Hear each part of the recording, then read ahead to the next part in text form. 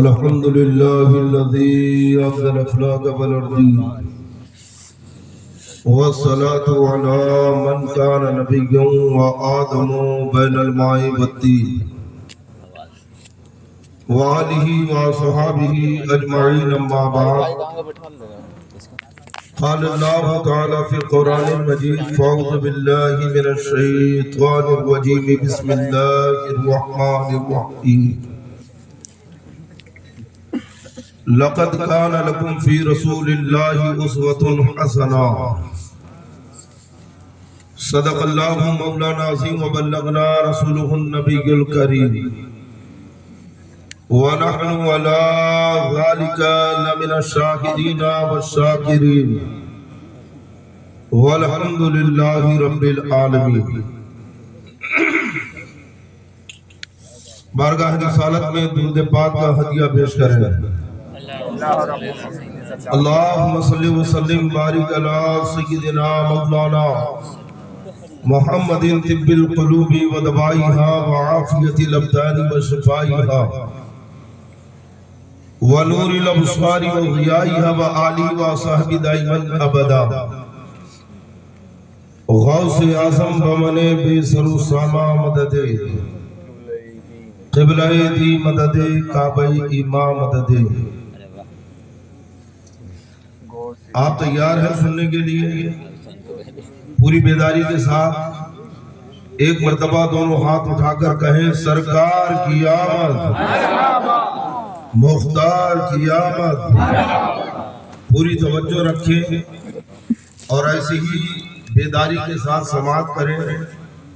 جو عنوان مجھے دیا گیا ہے انشاءاللہ تبارک و تعالی جتنی بھی دیر بولوں گا کوشش یہ رہے گی کہ آپ کی ضرورت کا مواد آپ کو فراہم ہو جائے اور اللہ تعالیٰ یہ باتیں آپ کے دلوں میں اتار دیں. روز آئے مدینے سے باد صبا، توجہ ادھر رکھیں. روز آئے مدینے سے باد صبا، ہجر میں دل ہمارا بہلتا رہے. ہجر میں دل ہمارا، ہجر بھی ہو اور بہلنا بھی ہو. ارے ہجر جدائی کو کہتے ہیں لیکن یہ جدائی بھی ایک لطف ہے. ارے جدائی میں دل بہلتا ہے کہ تڑپتا ہے. نوجوانوں کو زیادہ تجربہ ہے. آؤں گا بھی اس طرف. ہجر میں دل ہمارا بہلتا رہے، ہر گھڑی تم ہمیں یاد آتے رہو، عالم شوق میں دل مچلتا رہے. وقت آ جائے ارشد کا جب آخری، رنگ لائے میری نسبت قادری، گوشے دامن پاک ہو ہاتھ میں، سامنے تم رہو دم نکلتا رہے. سامنے تم رہو دم نکلتا رہے. اور اعلیٰ حضرت امام اہل سنت فاضل بریلوی رضی اللہ تعالیٰ عنہ بارگاہ رسالت میں خراج عقیدت پیش کرتے ہوئے عرض کرتے ہیں رخ دن ہے یا مہر سما، یہ بھی نہیں وہ بھی نہیں، شب زلفہ یا مشک خطا، یہ بھی نہیں وہ بھی نہیں. تشبیہ دیکھو تشبیہ. بلبل نے بلبل کو کہا، قمری نے سر میں جا فضا، حیرت نے جھنجلا کر کہا یہ بھی نہیں وہ بھی نہیں. خورشید تھا کس زور پر، خورشید یعنی سورج اور قمر یعنی چاند. خورشید تھا کس زور پر اور کیا بڑھ کے چمکا تھا قمر. خورشید تھا کس زور پر کیا پڑھ کے چمکا تھا کیا بڑھ کے چمکا تھا کمر بے پردہ جب وہ رخ ہوا یہ بھی نہیں وہ بھی نہیں ڈر تھا کہ عصیاں کی سزا گناہوں کی سزا ڈر تھا کہ عصیاں کی سزا اب ہوگی یا روزے جزا دی ان کی رحمت میں صدا یہ بھی نہیں وہ بھی نہیں اور نوجوانوں تمہارے لیے اعلیٰ حضرت نے لکھا تمہارے لیے دل لہو میں کھولا تجھے دل لہو یعنی کھیل صبح کتنے بجے اٹھتے ہیں دل لہو میں کھونا تجھے شب صبح تک سونا تجھے شرم نبی خوف خدا یہ بھی نہیں وہ بھی نہیں یہ حالات ہے کہ نہیں ہمارے لیکن مانو احسان حضور کا اس کائنات میں اس خاک گیتی میں ایک ایسا بچہ پیدا ہوا کہ جب جس نے مہد میں گہوارے میں اپنا منہ کھولا ہے تو ایک مرد کو الزام سے نجات ملی پوری تفسیر کے اندر موجود ہے قرآن میں واقعہ موجود ہے زلیخا نے جب تنہائی میں حضرت سیدنا یوسف علیہ السلام کو بلایا اور دروازے بند کر اور چاہا کہ یوسف علیہ السلام اس کی خواہش کو پورا کرے تو آپ پلٹ کے بھاگے اور جب بھاگے تو دروازوں کے قفل خود بخود کھلنے لگے دروازے خود بخود کھلنے لگے آپ آگے بھاگ رکھے ہیں پیچھے سے زلیخا دوڑ رکی اور جب آخری دروازہ آپ نے پار کیا زلیخا نے پیچھے سے دامن پکڑا جیسے ہی دامن پکڑا ہے آپ کا کرتا پھٹ گیا اتنے میں زلیخا کا شوہر عزیز مصر سامنے آیا بظاہر یوسف علیہ السلام کو غلام کی حیثیت سے عزیز مصر نے خریدا تھا لیکن جب اللہ نے موسیٰ علیہ السلام کو مصر کی بادشاہت دی تو سارے مصر کو یوسف علیہ السلام کا غلام بنا دیا حضرت یوسف علیہ السلام سارے مصر کے بادشاہ ہو گئے اس وقت حالات کچھ اور تھے بظاہر غلام کی حیثیت سے خرید کے مصر لائے گئے جیسے ہی دیکھا کہ یوسف بھاگ کے ہے زلیخا پیچھے سے پکڑ رکھی ہے عزیز مصر نے دیکھا تو برہم کیا ہے یہ فوراً زلیخا نے داؤ پلٹا دیا اور پورا الزام حضرت یوسف علیہ السلام پر رکھ دیا کہ یہ تیری بیوی کے ساتھ زیادتی کرنا چاہتا ہے یوسف علیہ السلام خاموش آپ نے کچھ نہیں کہا جب عزیز مصر نے کہا کہ کیا زلیخا صحیح کہہ رکی ہے آپ نے کہا کہ جس روم میں یہ مجھے لے کے گئی تھی وہاں پہ جھولے میں ایک چھوٹا بچہ اس سے بچہ ابھی چند مہینوں کا ہے چند دنوں کا ہے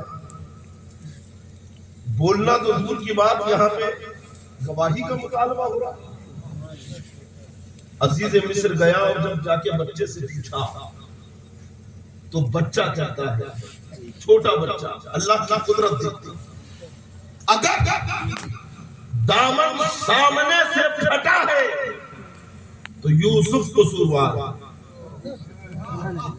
مفتی مشتاق صاحب یہاں پہ مفسرین ایک کلام کرتے ہیں کہ بچے نے پہلے پیچھے کے دامن کا ذکر کیوں نہیں کیا کیونکہ پھٹا پیچھے کا ہے تو مفسرین فرماتے ہیں کہ اگر بچہ پہلے پیچھے کے دامن کا ذکر کرتا تو زلیخا چپ کرا دیتی کہتی خاموش چھوٹا منہ اور بڑی بات اس لیے اس نے پہلے سامنے کے دامن کا ذکر کیا کہ اگر دامن سامنے کا پھٹا ہے تو یوسف قصوروار ہے اور اگر دامن پیچھے کا پھٹا ہے تو زلیخا کا قصور ہے، اور دامن پیچھے کا پھٹا تھا۔ حضرت سیدنا یوسف علیہ السلام کو براعت ملی، چھٹکارا ملا الزام سے، سب نے جان لیا کہ آپ پاک دامن ہیں، اللہ کے نبی ہیں، معصوم ہیں۔ زلیخا کا جرم پکڑا گیا، لیکن پھر بھی 12 سال کے لیے قید خانے میں یوسف علیہ السلام کو ڈالا گیا۔ زلیخا نے کہا انہیں قید میں ڈالا۔ ایک بچہ اور ہوا،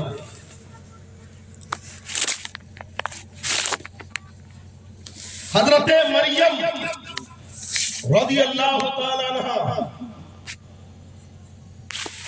اپنی گود میں بچہ لے گیا۔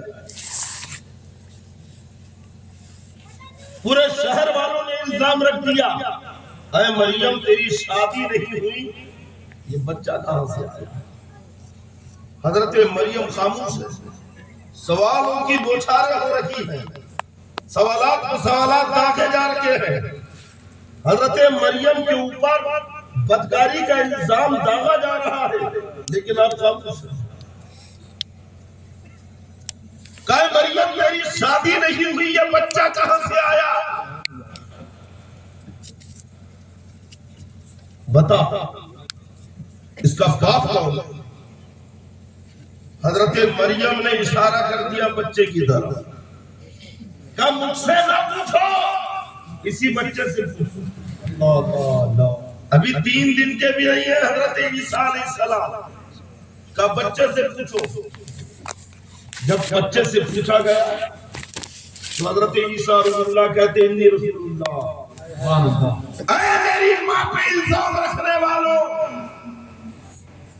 میری ماں پاک دامن ہے، میں اللہ کا رسول ہوں، مجھے اس نے کتاب عطا فرمائی ہے، میں تمہاری ہدایت کے لیے آیا ہوں۔ جب حضرت عیسیٰ علیہ السلام کی زبان کھلی ہے تو حضرت مریم کو الزام سے نجات ملی ہے، ملی کہ نہیں؟ ایک بچہ اگر گہوارے میں منہ کھولے تو ایک مرد کو نجات مل رہی ہے، ایک بچہ اگر منہ کھولے تو ایک عورت کو نجات مل رہی ہے، لیکن اسی خاکے گیتی پر ایک ایسا بچہ پیدا ہوا کہ جس نے منہ کھولا ہے تو صرف ایک مرد کو نجات نہیں ملی ہے، صرف ایک عورت کو نجات نہیں ملی ہے، بلکہ پوری کائنات کو نجات مل رہی ہے۔ منہ کھول نہیں رہا، ربی حبلی امتی، ربی حبلی امتی، وہ بچہ اللہ کا لال ہے، کائنات کا تاجدار۔ نعرہ تکبیر، عظمت کے نعرے رسالت، سرکار کی آمد، حضور کی آمد، نسل کے اعلیٰ حضرات۔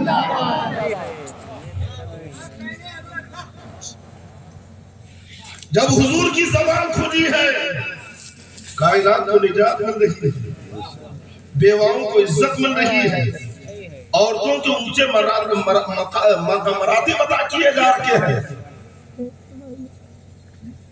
مظلوموں کو انصاف مل رہا ہے۔ حضور ساری کائنات کے لیے رحمت بن کے تشریف لا رکھے ہیں، اس لیے تو اللہ نے فرمایا لقد کان لکم فی رسول اللہ اسوۃ حسنہ۔ اے لوگوں اپنی مرضی سے زندگی نہ گزارو، اگر زندگی گزارنے کا ڈھنگ سیکھنا ہو، اگر زندگی گزارنے کا طور طریقہ سیکھنا ہو تو میرے نبی کی زندگی کو دیکھو۔ رب نے قرآن میں اعلان کیا مصطفیٰ جان رحمت کے صبح و شام کو دیکھو، نبی آخر الزماں کے دنوں رات کو دیکھو، نبی کے اسوہ حسنہ کو دیکھ کر اپنی زندگی کو اسی انداز میں ڈھالنے کی کوشش کرو۔ رسول پاک صلی اللہ علیہ وسلم پیدا تو عرب میں ہو رکھے ہیں، اور ایسی زمین پر کہ ساری دنیا جس خطے کے رہنے والوں کو بدبو کہا جاتا ہے، بدبو کہتی ہے نا، عرب کے بدبو دیہاتی ہے یہ، لیکن ان عرب کے بدبوؤں کا عالم یہ تھا کہ وہ ساری دنیا کو گونگا کہتے تھے اور اپنے آپ کو اہل زبان اور اہل لسان کہتے تھے۔ پوری دنیا جنہیں بدو کہے. اور واقعی عرب کا حال یہ تھا کہ کوئی وہاں پہ بادشاہ نہیں, کوئی قانون نہیں, کوئی نظام نہیں, کوئی لا نہیں, کوئی حکومت نہیں. ہر قبیلہ اپنے آپ میں اپنے آپ کو حکمراں سمجھتا تھا. جو قبیلہ زیادہ طاقتور ہے اسی کی بالادستی رہتی. ایسے ماحول میں اللہ کے پیارے نبی صلی اللہ علیہ وسلم تشریف لا رکھے ہیں جہاں پہ بدکاری عام ہے, زناکاری عام ہے, بے حیائی کا یہ عالم کہ مرد اور عورت ننگے ہو کر برہنہ ہو کر کعبے کا طواف کر رہے ہیں اور اسی کو عبادت سمجھ رہے ہیں. شراب ان کی پھٹیوں میں اتری ہوئی ہے. قتل و غارت کا یہ عالم کی انسانی جان کی کوئی قدر و قیمت نہیں. اگر کسی ایک آدمی کو قتل کر دیا گیا تو بدلے میں قاتل قبیلے کے 10 لوگوں کو قتل کر دیا جاتا تھا. ایسے ظالمانہ اور خطرناک ماحول میں دنیا میں اللہ کے آخری نبی, ساری کائنات کے تاجدار, سارے انبیاء کے سردار جناب محمد رسول اللہ صلی اللہ علیہ وسلم کی تشریف آوری ہو رکی ہے. اور پھر اس پر کمال یہ ہے کہ آپ کا دائرہ تبلیغ صرف عرب تک محدود نہیں ہے. آپ کی دعوت صرف اہل عرب اور اہل مکہ کے لیے نہیں ہے. آپ کی دعوت صرف ایک مخصوص خطے کے لیے نہیں ہے, بلکہ وما ارسلناک الا رحمتا للعالمین, ساری کائنات کے لیے آپ کو نبی بنا کر بھیجا گیا, ساری کائنات کے لیے مبعوث کیا گیا. اور پوری دنیا جانتی ہے کہ سمندروں کو سکھا دینا آسان ہے, دریا کا رخ موڑ دینا آسان ہے, پہاڑوں کو کاٹ کے راستہ نکال دینا آسان ہے, لیکن کسی قوم کی ذہنیت کو بدلنا بڑا مشکل ہے. آج باپ اپنے بیٹے کا ذہن نہیں بدل پا رہا ہے, حضور نے کائنات کا ذہن بدل دیا. جبکہ پوری دنیا کا جائزہ لو, ہر کسی کی تہذیب الگ, ان کا تمدن الگ, ان کی ثقافت الگ, ان کا کلچر الگ. امریکہ چلے جاؤ ان کی تہذیب الگ, ان کا کھانے پینے کا طریقہ الگ. چائنا چلے جاؤ وہاں پہ ان کے کھانے کا طریقہ الگ. افریقہ چلے جاؤ ان کے رہنے سہنے کا طریقہ الگ. آسٹریلیا چلے جاؤ ان کا طریقہ الگ. انڈیا آ جاؤ, ایشیا میں دیکھ لو, اتنے ممالک ہیں, سب کا طریقہ کار الگ ہے کہ نہیں. لیکن میرے مصطفیٰ نے فقط 23 سال میں ایسا انقلاب پیدا کیا کہ جب آپ کے جانشین صحابہ نے آپ کی اسی تعلیمات کو دنیا کے خطے میں پہنچایا ہے, دنیا کے کونے کونے میں جب مصطفیٰ کا طریقہ پہنچا ہے, اسلام کی روشنی پہنچی ہے, قرآن کی تعلیم پہنچی ہے, تو اب امریکہ کا آدمی بھی بیٹھ کے پانی پی رہا ہے, تو چائنا کا آدمی بھی سر ڈھک کے کھانا کھا رہا ہے. میرے مصطفیٰ نے ان کے کلچر کو بدل دیا, ان کی ذہنیت کو بدل دی, ان کی تہذیب اور ثقافت کو بدل دیا.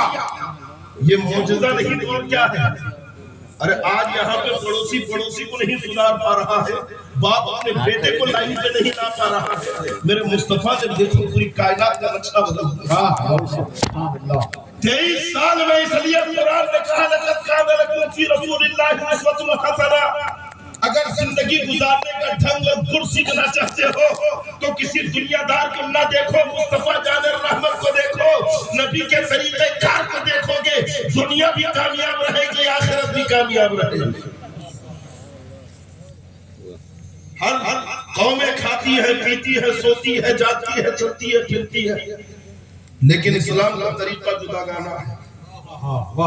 اسلام کا طور طریقہ الگ ہے. ارے بولو ہے کہ نہیں. پیدا ہونے سے لے کے مرنے تک اسلام نے سب سکھا دیا, کیسے کھانا ہے, کیسے پینا ہے, کیسے چلنا ہے, عبادتیں کیسے کرنا ہے, اللہ کو راضی کیسے کرنا ہے, نمازیں کیسے پڑھنا ہے, حج و عمرہ کیسے ادا کرنا ہے. اسلام نے ہر ایک چیز کو باریکی سے بتایا, اور بتانے والے کوئی اور نہیں, مصطفیٰ جان رحمت. سبحان اللہ, سبحان اللہ. بیٹھے ہوئے صحابہ کرام کے مجمع میں ایک خاتون آئی. اللہ کے پیارے نبی صلی اللہ علیہ وسلم نے اپنی رحمت والی چادر بچھا دی, ان کے لیے کھڑے ہو گئے اور بڑے احترام سے بٹھایا. وہ خاتون وہاں بیٹھ گئی. جب تک بیٹھی رہی حضور انہی کی طرف متوجہ رہے. آپ کو آواز نہیں آ رہی ہے؟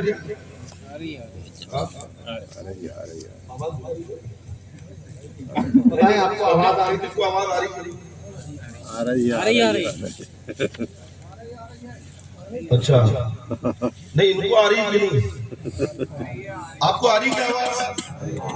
میں جو بول رہا ہوں جملے سمجھ میں آ رہی کہ نہیں؟ جی جی جی پکا آ رہا ہے؟ ہاں یا نہیں بولو یار، آ رہے ہیں؟ ادھر ادھر کیوں نہیں ہے؟ پوری توجہ ادھر رکھو نا. اگر مجمع ادھر دیکھو، سب سے مشکل کام جو ہے شیر کو باندھ کے رکھنا آسان ہے، ہاتھی کو پکڑ لینا اور جکڑ لینا آسان ہے، لیکن مجمع کا ذہن کھینچنا بڑا مشکل ہے. اور اتنا مشکل کام لے کر میں یہاں بیٹھا ہوں، اور آپ اگر ادھر ادھر توجہ دیں گے تو پورے جلسے والوں کا جلسہ خراب ہو جائے گا. اتنا پیسہ خرچہ کیا انہوں نے جلسے کے پیچھے، پورا پیسہ رائگا ہو جائے گا. بھائی انہوں نے کیوں کیا؟ تاکہ آپ سدھر جائیں، نمازی ہو جائیں، برائیوں سے دور ہو جائیں. یہی تو مقصد ہے. اور نوجوانوں، آج خاص طور پہ تمہاری طرف توجہ رہے گی، پورا دھیان ادھر رکھو. اللہ کے پیارے نبی صلی اللہ علیہ وسلم نے یہ انقلاب 23 سال میں، کتنے سالوں میں؟ حضور کی عمر کتنی ہوئی؟ صرف 2 یا 4 لوگوں کو معلوم ہے. اچھا انڈیا نے ورلڈ کپ کب کب جیتا اور کتنے بار جیتا؟ جتنے حسنا سب کو معلوم ہے. اس سال کون سی پکچر ریلیز ہوئی، ہٹ ہوئی، اور کون سی فلاپ ہوئی؟ بتائیے. نہیں معلوم. سوچ رہے کون سا تقریر کا حصہ اور دین کا حصہ لانا. ارے یہ تمہارا ایگزام ہو رہا ہے یار. توجہ ادھر رکھو پوری اور دھیان دو. حضور کی عمر کتنی ہوئی؟ زور سے بولو. 63 سال. اعلان نبوت کتنے سال کی عمر میں کیا؟ 23 سال. پیچھے والے 40 سال کی عمر میں اعلان نبوت کیا. کچھ بدعقیدے کہتے ہیں 40 سال میں نبوت ملی. 40 سال میں نبوت ملی کی اعلان کیا. جلدی بولو. اعلان کیا. حضور نبی کب سے ہے؟ پھر نبی کب سے ہے؟ خود فرماتے کنتو نبی کیوں آدم بین الماء والطین. میں اس وقت بھی نبی تھا جب حضرت آدم علیہ السلام مٹی اور پانی کی منزلیں طے کر رہے تھے. نبی کب سے ہے؟ ایک بار کہا ہے جبریل. کس نے کہا؟ حضور نے کہا. ہمارے آقا نے کہا اے جبریل تمہاری عمر کتنی ہے؟ جبریل عرض کرتے ہیں یا رسول اللہ یہ تو نہیں جانتا کہ میری عمر کتنی ہے، لیکن ایک حساب میرے پاس ہے.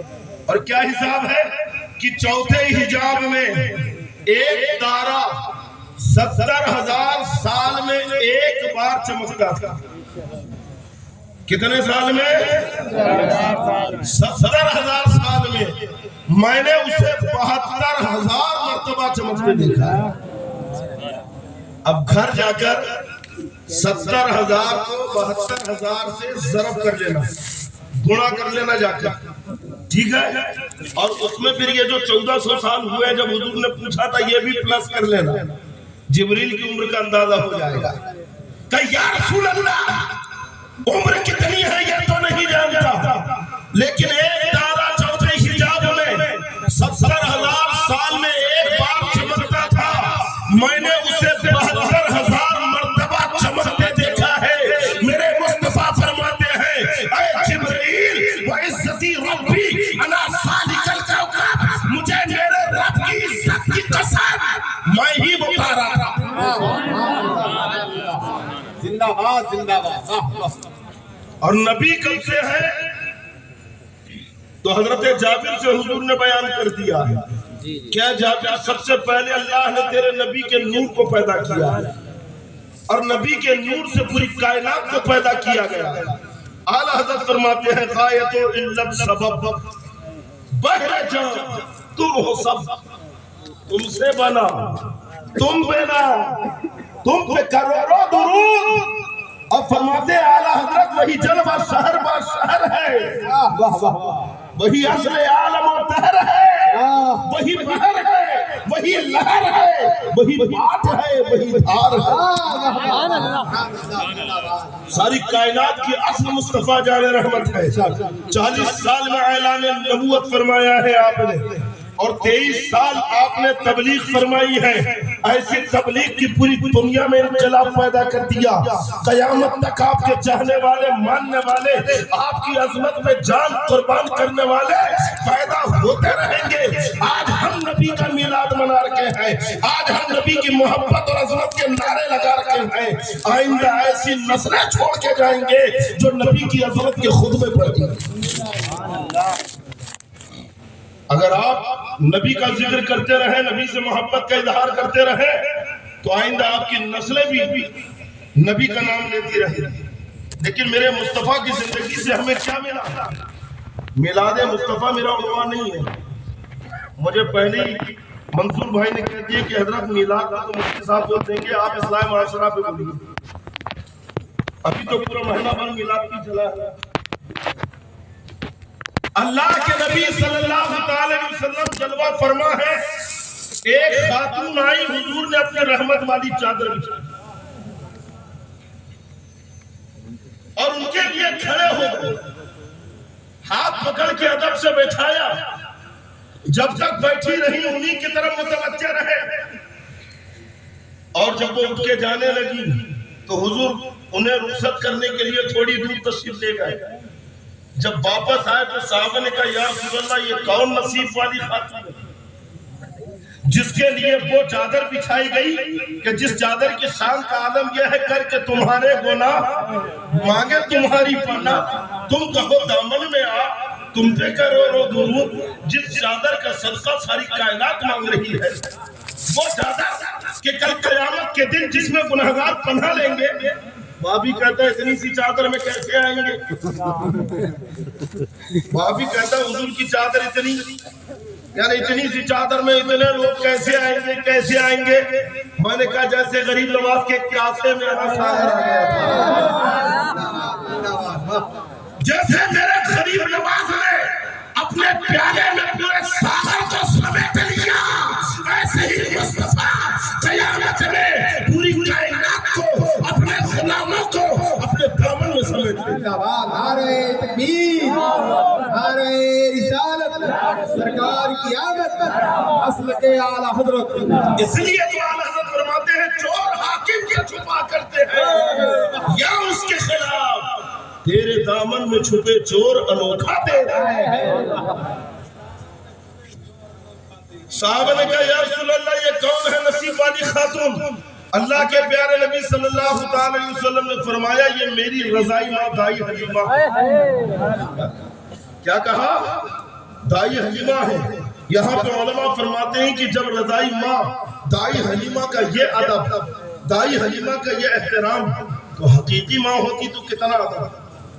हजरत दाई हलीमा का एहतराम करके हुजूर पूरी कायनात को माँ का अदब बताते हैं, माँ का एहतराम सिखाते हैं। एक साहब बारगाह रिसालत में आए, अर्ज करते हैं, या रसूल अल्लाह, एक मर्तबा गर्मी का मौसम था, पथरीली जमीन थी और पत्थर इतने गर्म कि अगर गोश्त का टुकड़ा रख दिया जाए तो भुनकर कबाब हो जाए। ऐसी गर्म जमीन पर मैंने अपनी माँ को अपने कांधे पे बिठाकर 7 मील का सफर तय किया है। या रसूल अल्लाह, क्या मैंने अपनी माँ का हक अदा कर दिया? अल्लाह के प्यारे नबी सल्लल्लाहु अलैहि वसल्लम इरशाद फरमाते हैं, जब जब पैदा हुआ था और तेरे पैदा होने से तेरी माँ को जो तकलीफ हुई थी और उस तकलीफ पर उसने जो आह किया था, तो हो सकता है किसी एक आह का हक अदा किया। हुजूर ने बता दिया, आदमी कितना ही माँ बाप का ख्याल रख ले, खिदमत कर ले, लेकिन माँ बाप का एहसान, अरे बोलो जल्दी, नहीं उतार सकता। माँ बाप का हक मरने के बाद भी है, जब तक जिंदा है उनकी खिदमत करते रहो, उनसे मोहब्बत करते रहो, उनकी जरूरियात का ख्याल रखो, और जब वो मर जाए, कब्र में चले जाए, तो उनके लिए दुआएं करते रहो, उनकी कब्रों पे जाते रहो, उनके मग़फ़िरत के लिए, उनके दर्जात की बुलंदी के लिए दुआ करो।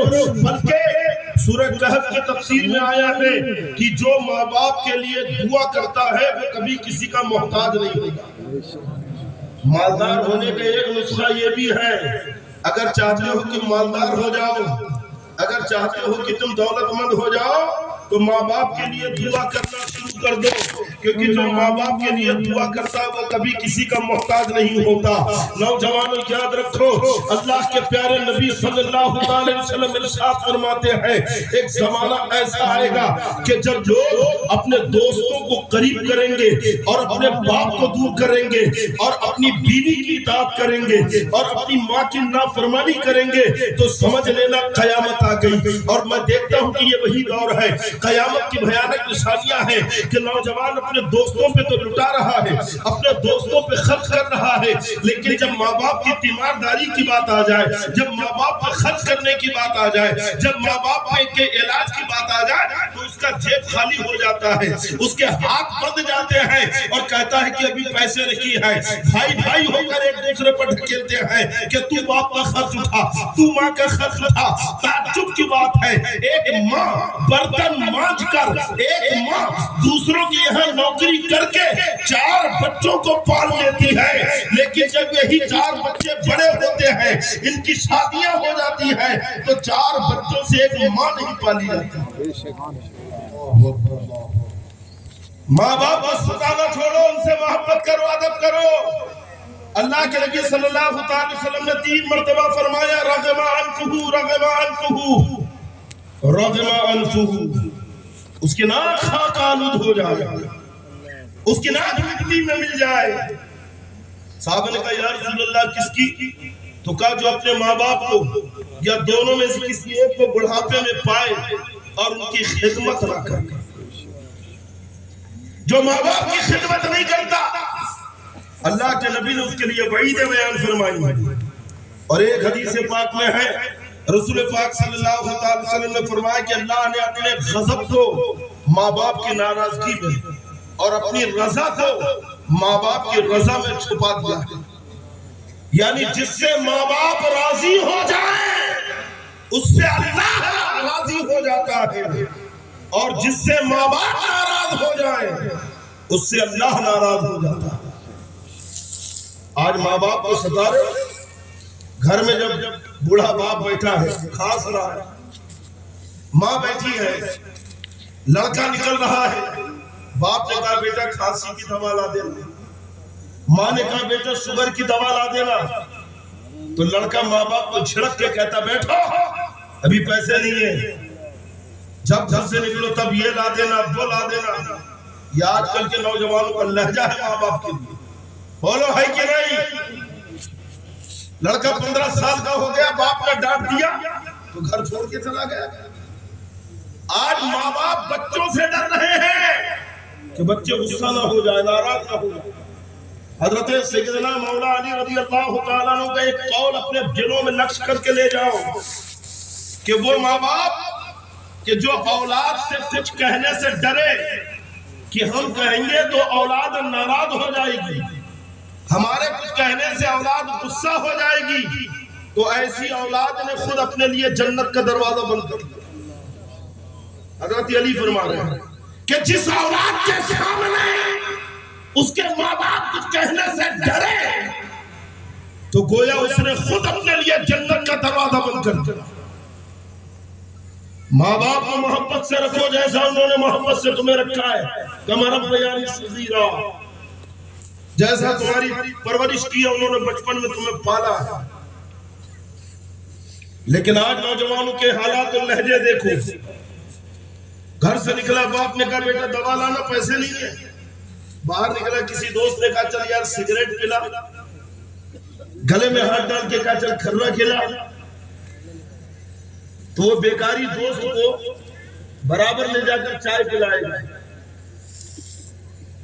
وہ بیکار دوست کو جو کام دھندے چھوڑ کر اپنے باپ کی چھاتی پہ ہولے بھون رہا ہے، نہ کمانے جا رہا ہے، نہ محنت کر رہا ہے، نہ پڑھائی کر رہا ہے، 24 گھنٹے موبائل میں ریلز دیکھ رہا ہے، اس کو چائے پلا رہے ہو۔ ایسے نکمے دوستوں کے اوپر اپنے پیسے خرچہ کر رہے ہو۔ اور گھر میں ماں باپ کو ستا رہے ہو. خدا کے لیے ماں باپ کی قدر کرو. ماں باپ تو اللہ کی رضا کا ذریعہ ہے, اللہ کے قرب کا ذریعہ ہے, تمہاری جنت کا ذریعہ ہے. اور میں نہیں چاہتا بلکہ جن کی محبت کا تم دم بھرتے ہو, جنہیں تم بڑے فخر اور محبت سے اس ہند کا راجا, ہم سب کا راجا کہتے ہو, وہ غریب نواز رضی اللہ تعالیٰ عنہ فرماتے ہیں کہ 5 چیزوں کو دیکھنا عبادت ہے. کتنی چیزوں کو؟ پیچھے والے کتنی چیزوں کو؟ 5 چیزوں. توجہ ہے کہ نہیں؟ سو تو نہیں رہے. اور یہ جو پیچھے کھڑے ہو کے گفتگو کر رہے ہیں, دیکھو ابھی بھی ہاتھ میں موبائل ہے. بیٹا کیا کر رہے ہو یار؟ یا تو جا کے سو جاؤ یا آ کے یہاں بیٹھ جاؤ. خامخواہ رات خراب کر کے کوئی مطلب نہیں ہے کھڑے رہ کر آپس میں کھڑے ہو کے باتیں کر رہے ہو. حدیث پاک میں ویسے بھی حکم ہے کہ عشاء کے بعد فضول باتیں نہ کرو, عشاء کے بعد سو جایا کرو. سمجھے کہ نہیں؟ عشاء کے بعد سو جایا کرو. حدیث پاک میں حکم یہ ہے فضول باتیں نہ کرو. ہاں دینی مجلسوں میں جانے کی اجازت ہے, دینی مجلسیں اچھی باتیں ہوں وہاں بیٹھ سکتے ہو, وہاں اجازت ہے. لیکن یہاں تو ہماری راتیں موبائل میں کالی ہو رہی. موبائل وہ بھیانک اور خطرناک چیز ہے جس نے نوجوانوں کے ذہنوں کو ہپنوٹائز کر لیا. آج موبائل نے تمہاری حالتوں کو تباہ کر دیا, تمہارے ذہنوں کو الجھا دیا, تمہاری صحت کو تباہ کر دیا. بیڑی, سگریٹ, کھرا, تمباکو, یہ آدمی کو نقصان پہنچاتا ہے, باڈی اس سے متاثر ہوتی ہے. لیکن آج نوجوان جو سب سے زیادہ متاثر ہو رہے ہیں اور جو ان کی باڈی اتنی کم عمر میں ہی جواب دے رکھی ہے, یہ موبائل کا غلط استعمال ہے. واقعی موبائل نے آدمی کو ایسا ہپنوٹائز کر لیا, بلکہ یہود و نصارہ سارے ایپ جتنے, یہ فیس بک کس کا ہے, واٹس ایپ کس کا ہے, انسٹاگرام کس کا ہے, یہود و نصارہ نے سوشل میڈیا کے ذریعے تمہارے مائنڈ کو ہپنوٹائز کر لیا, اپنے قبضے میں کر لیا. تمہارے دماغ تمہارے کنٹرول میں نہیں ہے. میں پروف بھی کر دوں گا, ابھی ثابت بھی کر دوں گا کہ تمہارے دماغ تمہارے کنٹرول میں نہیں ہے, دوسرے تمہارے دماغوں سے کھیل رہے ہیں. بات صحیح ہے کہ نہیں؟ تم مانو گی بھی نہیں جب تک پروف نہ کرو. رات کا 10 بجا, سونے کے لیے بستر میں گیا, ہاتھ میں موبائل اٹھایا. کرتے ہو نا ایسا؟ ارے بولو یار, سونے کے لیے جاتے ہو موبائل اٹھاتے ہو کہ نہیں؟ اٹھاتے نا. کیا بول کے اٹھاتے ہو؟ 15 منٹ میں دیکھ کے رکھ دوں گا. بولتے ہو کہ نہیں؟ 15 منٹ دیکھوں گا اور رکھ دوں گا, کیونکہ صبح مجھے کھیت میں جانا ہے, صبح نوکری پہ جانا ہے, صبح کالج جانا ہے, صبح ایگزام دینے جانا ہے. پکا 15 منٹ میں دیکھوں گا اور رکھ دوں گا. بولو یہ کرتے ہو نا؟ ارے بھئی آج تو ہر ہاتھ میں موبائل ہے. ہاتھ میں موبائل اٹھایا, اپنے آپ سے کہا 15 منٹ میں دیکھ کے رکھ دوں گا. کتنے لوگ ہیں جو 15 منٹ میں رکھ دیتے ہیں؟ ہاتھ اٹھا کے بتائیں.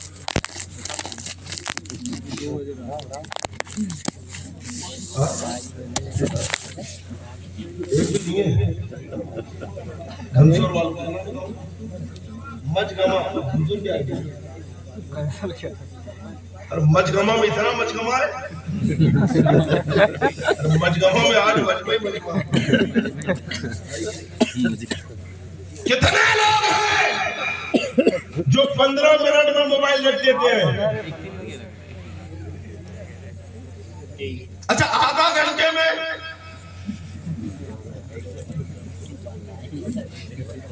آدھا گھنٹے میں, ایک گھنٹے میں ایک ہاتھ اٹھا, مطلب 1 گھنٹہ چلاتے ہیں. آپ مت ہنسو, آپ تو 1 گھنٹے سے بھی اوپر جا رہے ہیں. ایک ہاتھ اٹھا 1 گھنٹے والا, 1 گھنٹے میں بھی نہیں رکھتے ہیں.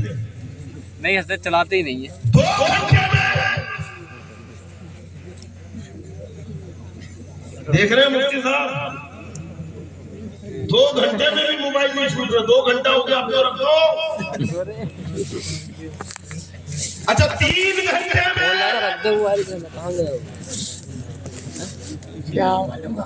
3 घंटे में भी नहीं रखते। और क्या क्या क्या उठाया था? 15 मिनट, 3 घंटा हो गया, मोबाइल अभी तक नहीं छूटा। अच्छा, कोई झूठ मूठ में भी नहीं उठा रहा। बाजू वाला बोलेगा रात कल 3 बजे तक ऑनलाइन था। सब एक हमारे में। ये मामला है ना। नींद गालिब आ गई, खुद मोबाइल छूट गया। कहो तुम्हारे माइंड यहूदा नसारा के कब्जे में है कि नहीं? अगर तुम्हारे दिमाग तुम्हारे कंट्रोल में होते, तुम्हारे माइंड तुम्हारे कंट्रोल में होते, तो तुम 15 मिनट बोल के उठाए थे, 10 मिनट में रख देते। लेकिन यहाँ पे 1-1, 2-2, 3-3 घंटे गुजर जा रहे हैं, मोबाइल नहीं छूट रहा है। मतलब ये है कि यहूदा नसारा ने इन सोशल मीडिया के जरिए तुम्हारे माइंड को कंट्रोल में कर दिया। और आजकल तो 5G 6G फुकट का रेट मिल रहा है। रात रात भर रील्स देख रहा है, बेहुदा फिल्में देख रहा है, बेहुदा तस्वीरें देख रहा है, फेसबुक पे लगे हुए, व्हाट्सएप पे लगे हुए, PUBG खेल रहे हैं, 3 पंक्ति खेल रहे हैं। और क्या है? लूडो खेल रहे हैं, उसमें तो पूरा गांव बैठा हुआ, 4 बैठ के खेल रहे हैं और 50 खड़े होकर देख रहे हैं। कैरम खेल रहे हैं। अल्लाह की पनाह, खुदा के लिए नौजवानों, मोबाइल के फितने से दूर हटो। इस फितने ने तो पूरी दुनिया को तबाह कर दिया, पूरी कौम मुस्लिम को तबाह कर दिया। मैंने एक नौजवान को देखा, मैंने कहा बेटा क्या बात है, तेरा चेहरा उतरा क्यों दिख रहा, चेहरे पे 12 क्यों बज रहा, चेहरे का रंग फीका, ऐसा लग रहा कल से नींद नहीं हुई। तो कहता हजरत क्या बताऊं, कल से मैसेज डाल के रखा, अभी तक रिप्लाई नहीं आया। मैंने कहा ये अलग टेंशन, ये अलग टेंशन की नहीं, चिड़िया दूसरे जाल में ना फंस गई। मैंने कहा बेटे के चिड़ा चिड़ी का खेल बंद करो, नबी के इश्क में जियो और अल्लाह की इबादत में लगे रहो, दिल को इत्मीनान मिलता रहेगा, दिल को सुकून मिलता रहेगा। बचो मोबाइल के फितने से। एक नौजवान को मैंने देखा, उम्र पूछा कितनी है, कहा हजरत 25 साल।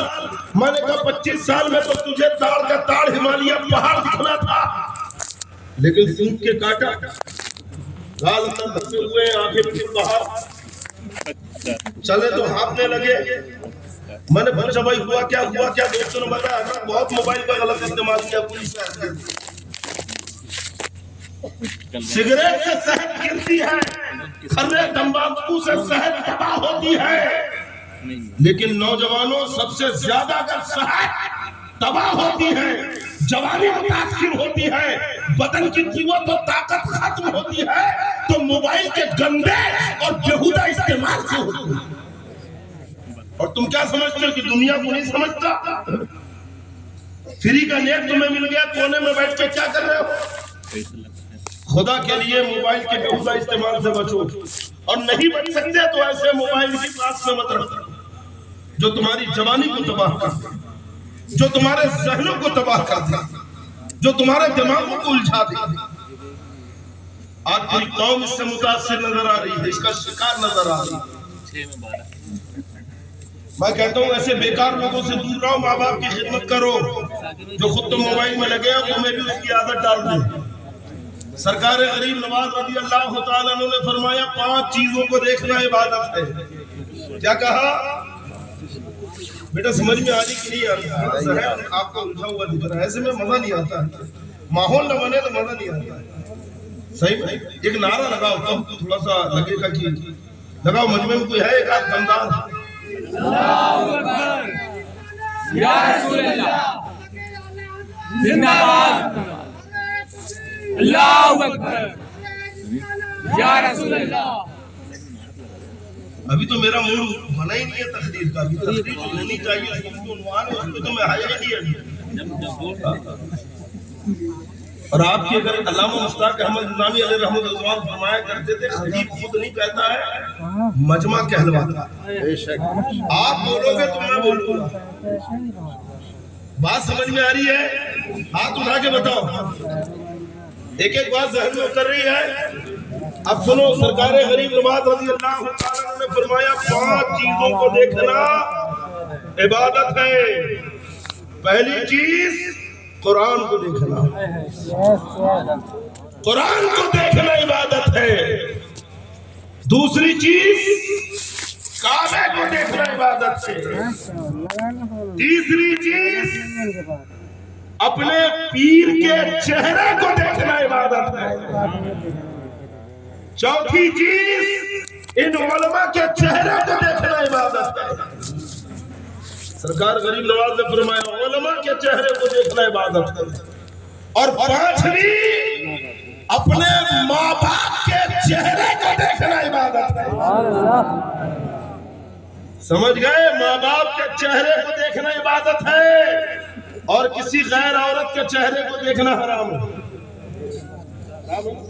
جی بے شک۔ ماں باپ کے چہروں کو نفرت سے دیکھ رہا ہے، اور ادھر ادھر دل لگا کے اس کو جی بھر کے دیکھ رہا ہے، جبکہ اسے دیکھنا حرام، ماں باپ کو دیکھنا ثواب۔ ماں باپ کو دیکھنا عبادت ہے کہ نہیں؟ ارے بولو۔ سرکار غریب نواز فرماتے اور سنو، عبادت بھی کیسی کہ جو ماں باپ کے چہرے کو محبت سے دیکھتا ہے اللہ اسے حج کا ثواب عطا فرماتا ہے۔ یہ کوئی اور نہیں کہہ رہا، ہمارے غریب نواز فرما رہے ہیں، اللہ اسے حج کا ثواب عطا فرماتا ہے۔ اور سرکار غریب نواز نے یہی پہ بس نہیں کیا، بلکہ ایک واقعہ بھی بیان کیا کہ ایک نوجوان تھا، بڑا بدکار تھا، لوگ اس سے بہت نفرت کرتے تھے، اور تھا بھی وہ گناہگار، لوگوں سے بڑا الجھتا، جھگڑے کرتا، اور کوئی نیکی کے کام نہیں کرتا۔ ایک دن مر گیا، لوگوں نے اسے قبرستان میں گاڑ دیا، اس کی میت میں بھی لوگ نہیں گئے۔ اس کے مرنے پر اس کی بستی والے خوش ہو گئے کہ چلو مصیبت گئی۔ لوگوں کو ستاتا تھا، بہت بڑا پاپی تھا، بہت بڑا گنہگار تھا، آج مر گیا۔ ہری جوانی میں نوجوان چلا گیا، اس کی ایک ماں تھی، بس وہی ایک اکیلی رونے والی تھی اس پر، اس ماں نے اس پر آنسو بہائے، لیکن پوری بستی اس کی موت پہ خوش ہو رہی تھی۔ اسی محلے میں ایک بزرگ رہتے تھے، سرکار غریب نواز فرما رہے ہیں، اس بزرگ نے اس بندے کو خواب میں دیکھا، اور کیا دیکھا کہ وہ نوجوان جنت میں حاجیوں کے ساتھ ٹہل رہا ہے۔ سرکار غریب نواز فرماتے ہیں کہ وہ بزرگ اٹھے اور صبح اس کے گھر گئے، اور جا کے ماں سے کہا کہ تیرا بیٹا تو بڑا پاپی تھا، گنہگار تھا، پورا شہر اس سے نفرت کرتا تھا، لیکن بتا وہ کون سا نیک کام کرتا تھا؟ میں نے اسے جنت میں حاجیوں کے ساتھ دیکھا ہے۔ تو ماں کہتی ہے کہ یقیناً میرا بیٹا پاپی تھا، گنہگار تھا، لوگ اس سے نفرت کرتے تھے، لیکن میرے بیٹے نے کبھی میری نافرمانی نہیں کی ہے۔ جب بھی گھر سے نکلتا میرے ہاتھوں کو چوم کے نکلتا تھا، اور جب بھی گھر میں آتا تو میرے لیے کچھ نہ کچھ چیز لے کر آتا، پہلے مجھے کھلاتا پھر خود کھاتا، تو میں ہاتھ اٹھا کے دعا کرتی کہ مولا میرے بیٹے کو حاجی بنا دے، لیکن حج نہ کر سکا اور چلا گیا۔ وہ کہتے فکر نہ کر، تیری محبت نے اور تیرے ادب نے اور تیری دعا نے تیرے بیٹے کو مرنے کے بعد حاجیوں کی جماعت میں شامل کر دیا۔ یہ ماں ہے، ماں اگر گناہگار بیٹے کے حق میں بھی ہاتھ اٹھا دے اور رب کی بارگاہ میں دعا کر دے تو اللہ اس کے سارے پاپوں کو دھو دیتا ہے، اسے جنتی بنا دیتا ہے۔ میں کہتا ہوں نوجوانوں، دعاؤں کا خزانہ تو تمہارے گھر میں ہے۔ ادھر ادھر آڑے ٹیڑے چوٹی دھاری اور چمٹا دھاری اور ہاتھوں میں انگوٹھیاں پہننے والے اور جاہل چپٹ باباؤں کے پاس جا کے پیر نہ پکڑو کہ بابا بیڑا پار لگا دوں، وہ تو خود ڈوبے ہوئے بھٹکے ہوئے شریعت سے دور ہے، وہ کیا تمہارا بھلا کریں گے؟ اگر کامیابی چاہتے ہو تو ماں باپ کے پیر پکڑ کے کہو کہ ہمارے حق میں دعا کر دیں۔ اگر ماں باپ دعا کر دیں تو دعائیں رد نہیں ہوتی ہے، کیونکہ ماں باپ کی دعا سیدھے عرش سے ٹکراتی ہے۔ سمجھ رہے ہو کہ نہیں؟ ماں باپ کو ستاؤ گے تو نہیں، رولاؤ گے تو نہیں، ان پہ خرچ کرو گی کہ نہیں؟ ارے بولو یار، نہیں کرو گے؟ نہیں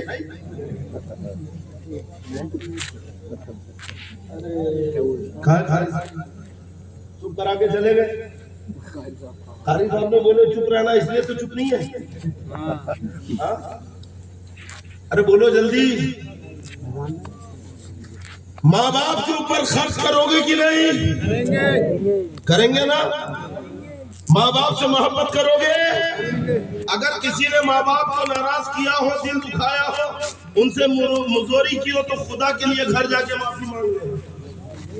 اچھا خرچ کرو گے کب؟ کماؤ گے تب۔ کمائی نہیں رہا تو کیا خرچ کریں گے؟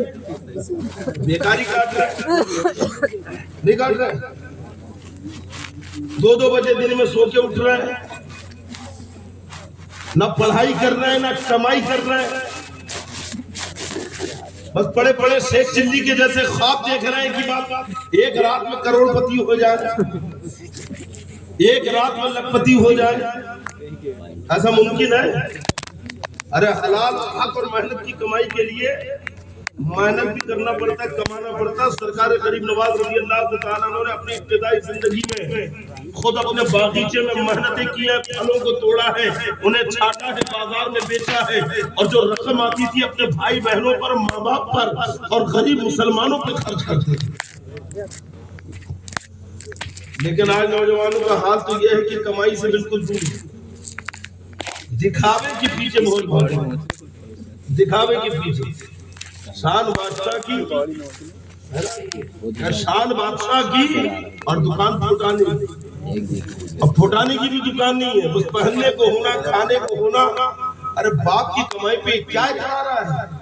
ایسا کما کہ تیرے ماں باپ تجھ پر فخر کرے۔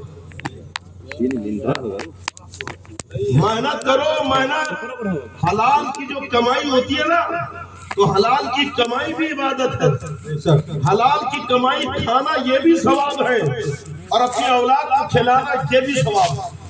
اتنا کماؤ کہ تمہاری اولاد کسی کے سامنے شرمندہ نہ ہو، اتنا کماؤ کہ تمہارے ماں باپ کو کسی کے سامنے ہاتھ نہ پھیلانا پڑے۔ لیکن کمائی کے چکر میں اپنا دین برباد مت کرنا، کمائی کے چکر میں آخرت برباد مت کرنا۔ کچھ لوگوں کو کمائی کی ایسی دھن لگی کہ جمعہ تک نہیں پڑھ رہا، کچھ لوگوں کو کمائی کی ایسی پڑی ہے کہ نمازیں بول، دین سے مطلب نہیں، 5 وقت کی نماز پڑھو اور محنت کر کے کماؤ، جو روزی ملے گی یہ بھی تمہارے لیے ثواب۔ سرکار غریب نواز رضی اللہ تعالیٰ عنہ کی بارگاہ میں ایک آدمی آیا اور آ کے کہتا، حضرت میں بہت محنت کرتا ہوں، بہت محنت کرتا ہوں، لیکن مالدار نہیں بن رہا، مجھے مالدار بننے کا بڑا شوق ہے۔ کس کے پاس کہہ رہا؟ سلطان الہند کی بارگاہ میں، جن کی ٹھوکر میں خزانے پڑے۔ کہتا حضرت تو دعا بتا دیں کہ اگر میں پڑھوں تو مالدار ہو جاؤں۔ حضرت نے کہا جب 5 وقت کی نماز پڑھ اور پابندی سے پڑھ۔ کہتا ٹھیک ہے۔ اب وہ گیا، نماز میں لگ گیا، کچھ دنوں میں آیا تھا، اے غریب نواز، اللہ نے ایسا نوازا، ایسی برکتیں دی، ایسی برکتیں دی، رکھنے کو جگہ نہیں۔ ایک تھیلی میں درہم و دینار لایا تھا، حضرت آپ کے لیے بھی لایا ہوں، قبول کر لیں۔ غریب نواز فرماتے کہ جا اسے اپنی اولاد کا خرچہ کر، تجھے اس کا بھی ثواب ملے گا۔ اولاد پہ خرچہ کرنے پر ڈبل ثواب، ماں باپ پہ خرچہ کرنا ثواب، بیوی پہ خرچہ کرنا ثواب، لیکن کمائے گا تب نہ خرچ کرے گا، مانگ مانگ کے کب تک؟ صبح اٹھی نکل گیا تلاش میں، اور بہت سارے ایسے ہمارے یہاں پکڑ کھاؤ ہیں جنہیں دیکھ کر لوگ اپنے کھرے کی پڑیاں چھپا رہے ہیں۔ آپ کے گاؤں میں ہے کیا؟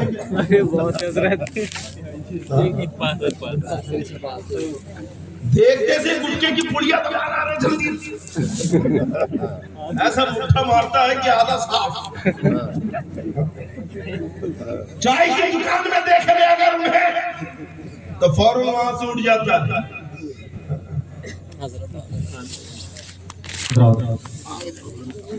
سے بیٹھ جائیں، جو حضرات باہر ٹہل رہے ہیں یا کھڑے ہیں یا پیچھے بیٹھے ہیں وہ قریب آ جائیں، قریب آ کر حضرت کے چہرے کی زیارت کریں۔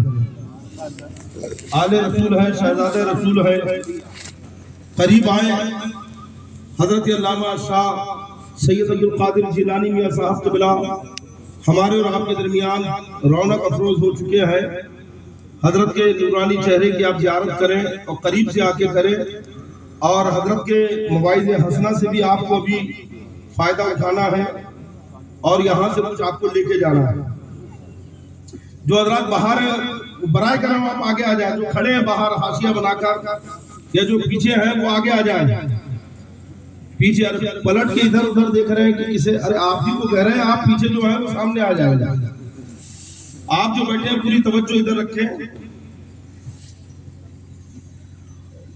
अगर मेहनत करके कमाओगे तो माँ बाप पर भी खर्च करोगे, औलाद पे भी खर्च करोगे, और मेहनत की कमाई ये भी सवाब और इबादत है। लेकिन कमाई के लिए आपको अपनी सुस्ती, काहिली, ये सब छोड़ना होगा। हजरत शेख सादी रहमतुल्लाह अलैह ने एक हिकायत नक़ल फरमाई है कि एक शख्स जंगल गया और उसने जंगल में देखा कि एक लंगड़ी और मफलूज लोमड़ी जो है तो ये पड़ी हुई है, अंधी है, न देख सकती है और न चल फिर सकती है। वो सोचने लगा कि या अल्लाह, ये ऐसी माजूर है, ना ये देख सकती है, ना चल सकती है, शिकार कैसे करती है, ये जिंदा कैसे है, इसे तो मर जाना था। लेकिन उस आदमी ने देखा कि एक शेर आया, उस शेर के मुंह में शिकार दबा हुआ है, और उसने वो शिकार लाकर उस लोमड़ी के सामने डाल दिया।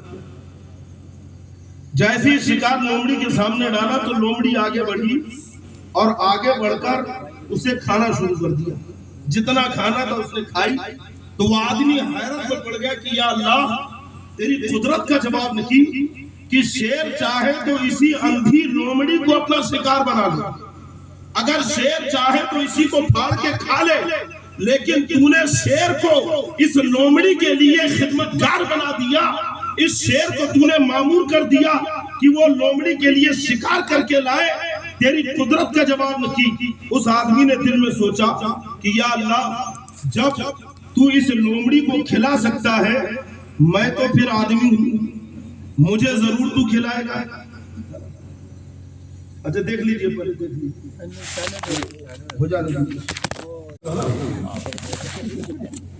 उसने देखा कि जब एक माजूर लोमड़ी को अल्लाह रिस्क दे सकता है एक शेर के जरिए, मैं तो इंसान हूं, आदमी हूं, तो मुझे जरूर रिस्क देगा। वो उठा और जाकर मस्जिद के महराब में बैठ गया। कहां बैठ गया? और जाकर कहता है कि या अल्लाह, मैं तेरा जिक्र करता हूं, कोई ना कोई तो आ ही जाएगा। एक हफ्ता तक बैठा रहा, खाना तो दूर, पानी के एक घूंट के लिए किसी ने नहीं पूछा। वो उठा और कहता है, हैरत की बात है, वहां तो एक माजूर लोमड़ी को रिस्क दे रहा था, यहाँ तो मैं आदमी हूँ और तेरा नाम ले रहा हूँ, तेरा जिक्र कर रहा हूँ, इबादत कर रहा हूँ, और मुझे रोजी नहीं मिल रही है। उसके जब जाने लगा तो आवाज आती है कि नादान उठ और लंगड़ी लोमड़ी की तरह पड़े ना रहे, बल्कि फाड़ने वाला शेर बन, खुद भी खा और दूसरों को भी खिला। आज हमारी सोच लोमड़ी की तरह है कि हम बैठे रहेंगे, कोई ना कोई आके दे देगा। अरे सोच बहादुरों की तरह रखो और शेर की तरह सोच, उस शेर की तरह कि जो खुद भी शिकार करके खा रहा है, लोमड़ी को भी खिला रहा है। ऐसे छोड़ो ये मोबाइल का चक्कर और मेहनत करो, कमाओ, और मेहनत में भी नौकरी के पीछे मत भागो, बल्कि खुद की तिजारत करो। अगर खुद तिजारत करोगे, खुद कारोबार करोगे तो उसमें तरक्की है। और हदीस पाक में भी है कि अल्लाह तबारक व तआला ने तिजारत में बहुत बरकतें रखी हैं। नौकरी में बरकतें कम है, तिजारत में ज्यादा है। तो अपने खुद के कारोबार करो, तिजारत करो, ताकि इसके जरिए खूब बरकतें मिले। और साथ में नमाजें भी पढ़ो, यानी नमाज भी पढ़ना है और अपनी कमाई भी करना है। अगर नमाज छोड़ के कमाई करेगा तो ऐसी कमाई, अरे बोलो जल्दी, बल्कि बरकतें खत्म हो जाती है। एक बुजुर्ग के पास एक शख्स आया और आके कहता है कि हजरत, मेरे घर में बरकत नहीं होती, कोई ताबीज दे दीजिए या दुआ बता दीजिए। तो वो बुजुर्ग कहते हैं कि तेरे घर के दरवाजे पर पर्दा है, सामने के फ्रंट डोर के ऊपर। वो कहता है कि नहीं, का पर्दा लगा लो। वो गया और जाकर उसने पर्दा लगा लिया। कुछ दिनों के बाद आता और कहता है, हजरत अब तो बड़ी बरकतें हो रही है, बहुत बरकतें हैं। आखिर पर्दे में राज क्या है? जब से पर्दा लगाया खूब बरकतें। तो वो कहते हैं कि जब तक तेरे घर के दरवाजे पर पर्दा नहीं था, تو تیرے گھر میں بے نمازیوں کی منحوس نگاہیں پڑتی ہیں۔ بے نمازی اتنا منحوس ہوتا ہے کہ اس کی نگاہ جہاں پر جائے وہاں سے برکتیں اڑ جائیں۔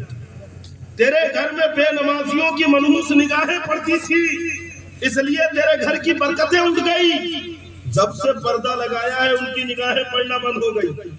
تو بتاؤ، بے نمازی کی نگاہ جہاں پڑ جائے وہاں سے برکتیں اٹھ جائے، تو جس گھر میں ہی بے نمازی رہتا ہو اس گھر میں برکتیں ہوں گی۔ آج ہم نماز نہیں پڑھتے، مسجدوں سے دور، مسجدیں مسلم علاقوں میں ہوتی ہے، لیکن آپ دیکھو مسجد کے اندر میں کتنے لوگ رہتے ہیں۔ فجر میں دیکھو تو 4-5 لوگ، عشاء میں دیکھو 8-10 لوگ، تھوڑے بہت مغرب میں لکھ جاتے ہیں۔ مسجدیں خالی، مسجدیں ویران، تو کیا ہمارے گھر ویران نہیں ہوں گے؟ نمازیں چھوڑو گے تو کیا گھر میں برکتیں ہوں گی؟ نمازیں ترک کرنے سے برکتیں ختم ہو جاتی ہیں، بیماریاں گھیر لیتی ہیں، تکلیفیں اور مصیبتیں گھیر لیتی ہیں۔ اگر بیماریوں سے نجات چاہتے ہو، مصیبتوں سے نجات چاہتے ہو، تکلیفوں سے چھٹکارا چاہتے ہو، تو پابندی کے ساتھ نمازیں پڑھو، اللہ کا ذکر کرو اور محنت سے کمائی کرو۔ جو آدمی محنت سے کماتا ہے وہ روزی بھی اس کی حلال کی ہوتی ہے، عبادت اور روزی کھانا بھی ثواب۔ حضرت بیٹھے ہیں آپ کے گاؤں میں، حضرت کی تشریف آوری ہوئی، حضرت کے مقدس قدم آپ کے گاؤں میں پڑے ہیں۔ عہد کرو حضرت کے چہرے کو دیکھ کر کہ آج کے بعد کبھی نمازیں ترک نہیں کریں گے انشاءاللہ۔ بولو سب پڑھیں گے پابندی سے، سب پڑھیں گے پابندی کے ساتھ، جمعہ کی جمعہ۔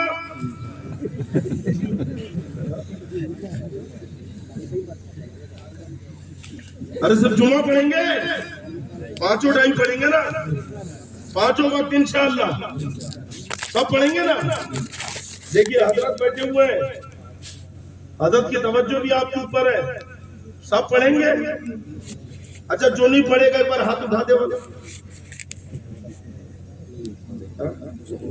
جو نہیں پڑھے گا ایک بار ہاتھ اٹھا دے۔ حضرت کسی کا بھی ہاتھ نہیں اٹھا، مطلب سب آپ کے سامنے آج وعدہ کر رہے ہیں کہ نمازیں پڑھیں گے پابندی سے انشاءاللہ۔ اچھا تعجب نہیں لگ رہا ہے کہ آپ کو یار نماز کے لیے وعدہ لینا پڑ رہا ہے آپ سے؟ تعجب نہیں لگ رہا ہے؟